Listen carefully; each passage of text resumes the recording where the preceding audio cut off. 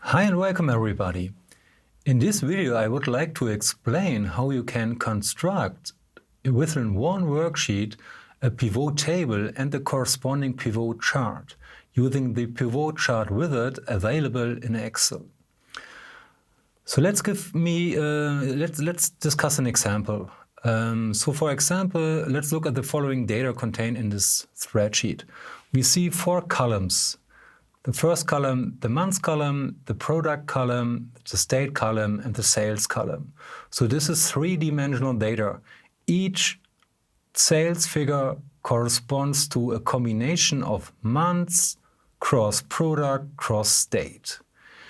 And you know, pivot tables are about reducing the number of dimensions. So for this case, we can reduce the number of dimensions from 3 to 2. By aggregating, summing up sales figures across one of the 3 dimensions. So let's assume we want to aggregate the sales numbers not across time using the months variable, we want to aggregate the sales numbers across state. So for each combination of months and product, we want to aggregate the sales figures for the 3 states, California, Oregon, and Washington. And we want also not only to show this information within a pivot table, we want also to include on the worksheet a new pivot chart which corresponds to the information displayed in the pivot table. How can this be done?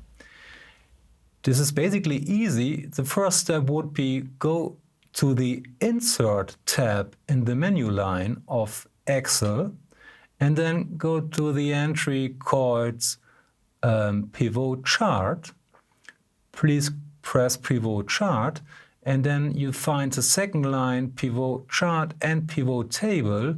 So please go to pivot chart and table. And now in this new window you can see in the first part you have to enter the data range from the spreadsheet.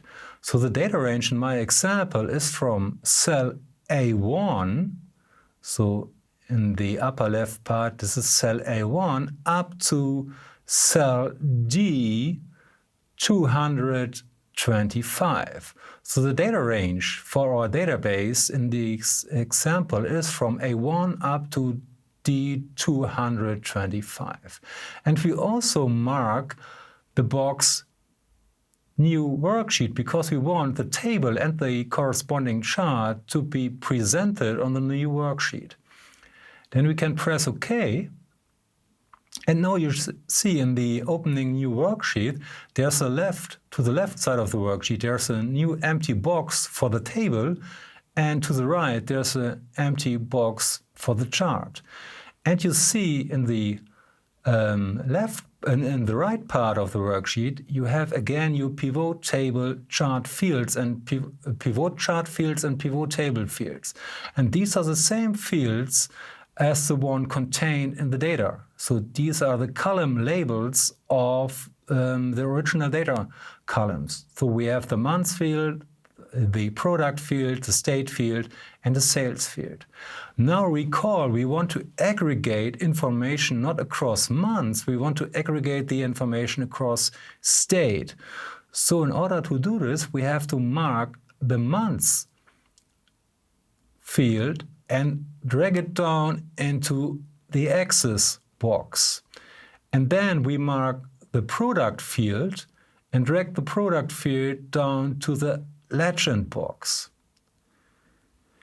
And then we mark the sales field and drag it down to the sum of values field. Now we have, of course, summarization is by summing up the entries, so we have sum of sales in the sum of values box. And now you can see all the information is now contained in the table, and the table contains as columns the 6 products and as rows the months from January to September. And all the figures here, or the numbers in the table, in the body of the table, are aggregated sales numbers for combinations of products and months aggregated across states.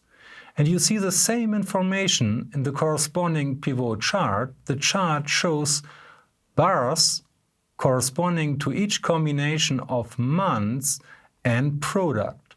Products are separated by different colors for the bars. And on the x-axis, you find the months.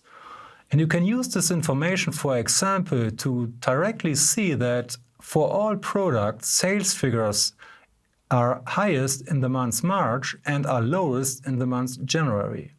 And you can make some other interesting implications and statements about the data by looking at the chart. So to sum up, you can use within one worksheet a combination of a pivot table and the corresponding pivot chart by using the pivot chart wizard. And the idea of both the pivot chart and the pivot table is to aggregate the information within one dimension of the underlying dataset. As in our case, the information is aggregated, summed across all the different regions, states in the US. So that's it for now. Hope to see you in the next video. Bye.